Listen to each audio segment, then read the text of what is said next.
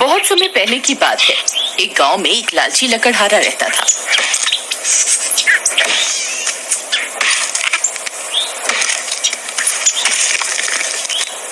वह हर रोज की तरह जंगल में लकड़ियां काट कर वापस अपने गांव में आ रहा होता है।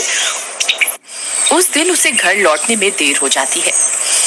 तभी उसे रास्ते में किसी औरत की लाश पड़ी हुई मिलती है। वह उस औरत की लाश को देखकर चौंक जाता है।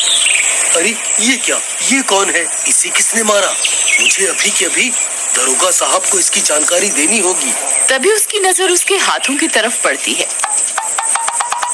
उस औरत ने हाथों में सोने के कंगन पहने होते हैं। उन सोने के कंगनों को देखकर वह लालच में पड़ जाता है। अरे वाह, इसने तो सोने के कंगन पहने हुए हैं, इन्हें निकाल लेता हूँ। फिर वह उन सोने के कंगनों को निकालने की कोशिश करने लगता है, लेकिन वह कंगन नहीं निकाल पाता। अरे ये कमबख्त निकल क्यों नहीं रहा? अब क्या करूं? फिर वह अपनी कुल्हाड़ी से उसके दोनों ही हाथ काट देता है।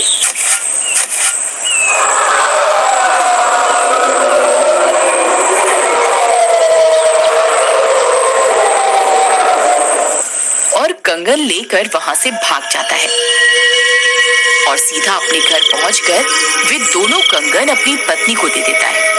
उसकी पत्नी भी वो कंगन पाकर खुश हो जाती है। फिर रात होने पर उस लाश में जान आ जाती है।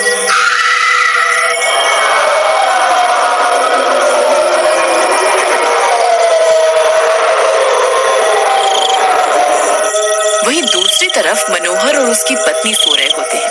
तभी कोई उनका दरवाजा जोर जोर से खटखटाता है। अरे इतनी रात को कौन आ गया? फिर वह दरवाजा खोलने के लिए जाता है। जैसे ही वह दरवाजा खोलता है, उसे बाहर एक औरत खड़ी हुई दिखाई देती है।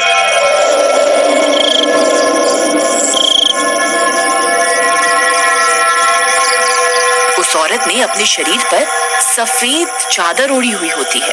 आप कौन हैं? आप इतनी रात गए यहाँ क्या कर रही हैं? आपको किससे मिलना है?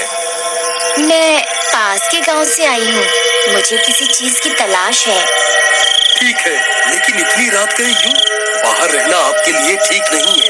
आप आज की रात यहीं रुक जाइए। फिर वह औरत उनके घर में रुक जाती है। अजी, ये आपने इतनी रात गए किसी घर के अंदर बुला लिया? मुझे तो कुछ ठीक नहीं लग रहा। वह औरत चारपाई पर बैठी हुई होती है। तभी उसकी सफेद चादर लाल होने लगती है। ये सब देखकर वे दोनों चौंक जाते हैं। अजी सुनिए, आपको कोई चोट लगी हुई है क्या? देखिए ना, आपकी सफेद ओढ़नी तो लाल होती जा रही है। अजी, मुझे तो पक्का कुछ गड़बड़ लग रही है। देखिए ना, कितना सारा खून निकल रहा है। अरे प्रियतम, लगता है इन्हें चोट लगी हुई है, हमें इनकी मदद करनी होगी। फिर मनोहर उस औरत की मलहम पट्टी करने के लिए उसकी ओढ़नी हटा देता है।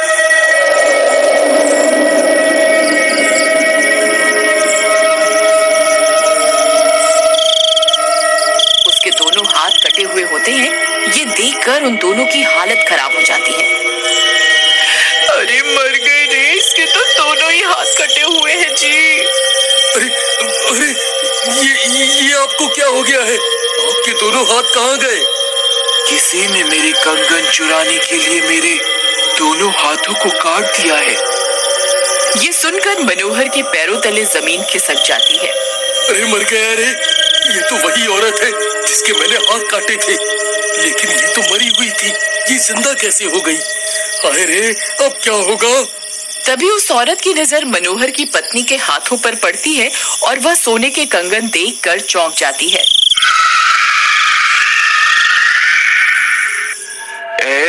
ये कंगन तो मेरे हैं, ये तेरे पास कैसे आए?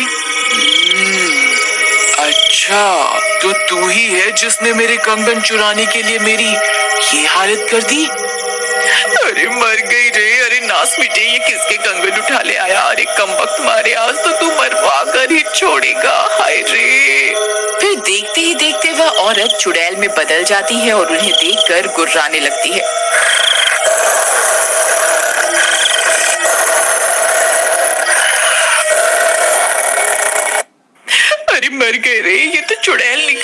होगा। अरे भागो रे भागो, अपनी जान बचाकर भागो। ये तो चुड़ैल निकली।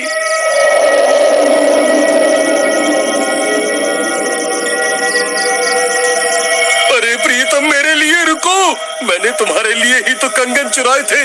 मुझे छोड़कर कहाँ भाग रही हो? फिर वे दोनों उस चुड़ैल को अपने घर में बंद करके वहाँ से भाग जाते हैं। वह चुड़ैल जोर जोर से दरवाजा पीटने लगती है। फिर वह दोनों भागते भागते पड़ोस के घर में घुस जाते हैं। अरे मनोहर भाई, क्या हो गया? इतनी रात गए कैसे आना हुआ? तुम इतने घबराए हुए क्यों हो? मुन्ना भाई क्या बताए, इन्हें आज जंगल में किसी औरत की लाश मिली थी। उसने सोने के कंगन पहने थे। ये लालच में पड़ गया और उन सोने के कंगनों को निकालने के लिए इन्होंने उस औरत के दोनों ही हाथ काट दिए। और वो औरत अपने कंगनों की तलाश करती करती हमारे घर तक पहुंच गई है। और वो कमबख्त औरत तो चुड़ैल निकली। अब हम क्या करें? अरे मर गए रे, ये तुमने क्या कर दिया भाई? अब वह चुड़ैल कहाँ है? भाई, हम उसे अपने घर में कैद करके आए हैं। अरे मूर्खों, चुड़ैल को भी कोई कैद कर सकता है भला? वह किसी भी पल उस घर से निकल आएगी और तुम्हें ढूंढते ढूंढते यहाँ आ जाएगी। फिर उनकी सारी बात मुन्ना की पत्नी सुन लेती है और वह आ जाती है। ये ठीक कह रहे हैं, तुम दोनों अभी के अभी इस घर से निकल जाओ, नहीं तो तुम्हें धक्के मार के निकाल दूंगी। तभी वह चुड़ैल मनोहर के घर का दरवाजा तोड़कर बाहर निकल जाती है और सीधा मुन्ना के घर पहुंच जाती है।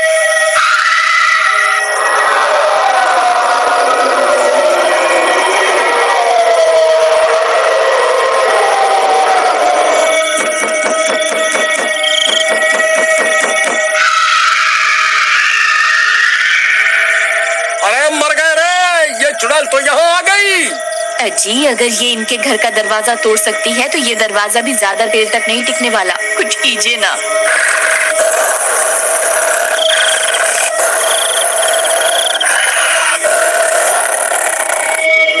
मेरे कंगन मुझे वापस कर दे, नहीं तो तुम सबका सर तुम्हारे धड़ से अलग कर दूंगी। अजी, हम इसके कंगन इसे वापस कर देते हैं, फिर ये हमें छोड़ देगी। अरे ये तो बड़े मोटे कंगन हैं। ये तो बहुत कीमती लगते हैं। ए मीना, एक काम कर, इस चुड़ैल को मेरे कंगन दे दे और ये कंगन मुझे दे दे, नहीं तो तुझे घर से बाहर फेंक दूंगी। फिर डर के मारे मीना चुड़ैल के कंगन विमला को दे देती है और उसके पतले कंगन ले लेती है।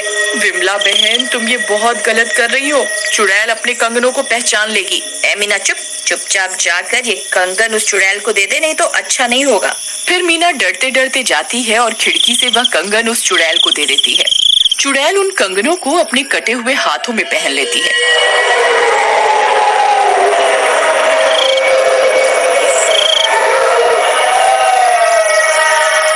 अरे ये क्या, ये वे कंगन नहीं है।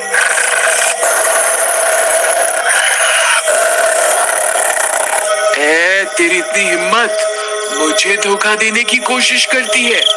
रुक, तुझे अभी बताती हूँ। फिर वह चुड़ैल जोर जोर से दरवाजा पीटने लगती है। अरे मर गए रे विमला बहन, ये तुमने ठीक नहीं किया। अब ये चुड़ैल हम में से किसी को जिंदा नहीं छोड़ेगी। अरे मूर्ख लालची औरत, अभी के अभी इस चुड़ैल के कंगन इसे वापस कर दे, नहीं तो ये दरवाजा तोड़ देगी।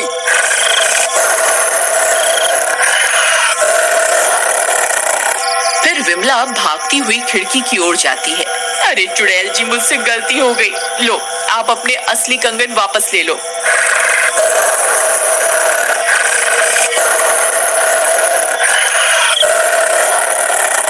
फिर चुड़ैल अपने दोनों हाथ खिड़की से अंदर की ओर कर देती है और विमला उसे कंगन पहना देती है। असली कंगन पहनते ही उस चुड़ैल के दोनों हाथ वापस आ जाते हैं।